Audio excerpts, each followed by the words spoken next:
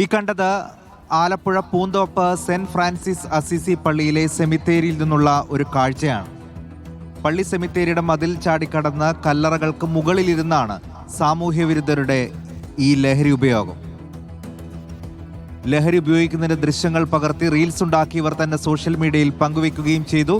സെമിത്തേരിയിലെ CCTVയിലും യുവാക്കൾ പതിഞ്ഞിട്ടുണ്ട്. Alappuzha north police കേസെടുത്തു. മനീഷ് പഹിമാൽ വിവരങ്ങൾ നൽകും. മനീഷ്, ഇതെന്താണ് യഥാർത്ഥത്തിൽ സംഭവിച്ചത്? എപ്പോൾ നടന്നതാണ്? ഈ സംഭവം ഉണ്ടാകുന്നത് കഴിഞ്ഞ ദിവസം പുലർച്ചെ 2:30 മണിക്കാണ്.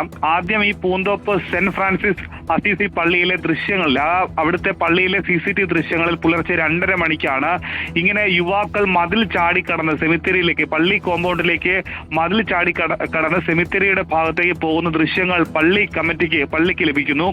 അങ്ങനെ അതുമായി ബന്ധപ്പെട്ട് പള്ളിയിൽ നടത്തിയ തിരച്ചിലിൽ ഒന്നും നഷ്ടപ്പെട്ടിട്ടില്ല. മോഷ്ടാക്കളാണെന്നാണ് ആദ്യം കരുതിയത്. ഒന്നും പക്ഷെ നഷ്ടപ്പെട്ടിട്ടില്ല. പക്ഷേ ഈ വിവരം പോലീസിനെ അറിയിച്ചു. ആലപ്പുഴ നോർത്ത് പോലീസ് വന്ന് CCTV ദൃശ്യങ്ങൾ പരിശോധിച്ചു.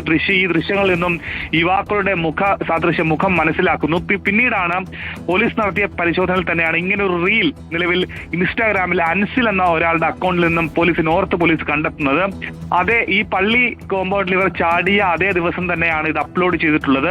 അതായത് ഈ പള്ളി കോമ്പൗണ്ടിലേക്ക് ചാടി കയറിയ 4 യുവാക്കൾ പിന്നീട് ശവക്കല്ലറകളുടെ മുകളിൽ ഇരുന്നു കൊണ്ട് ലഹരി ഉപയോഗിക്കുന്ന ദൃശ്യങ്ങളാണ് അവർ റീലായി തന്നെ സോഷ്യൽ മീഡിയ ഇൻസ്റ്റാഗ്രാമിലടക്കം അവർ അത് അപ്ലോഡ് ചെയ്തിട്ടുള്ളത്, ഷെയർ ചെയ്തിട്ടുള്ളത്.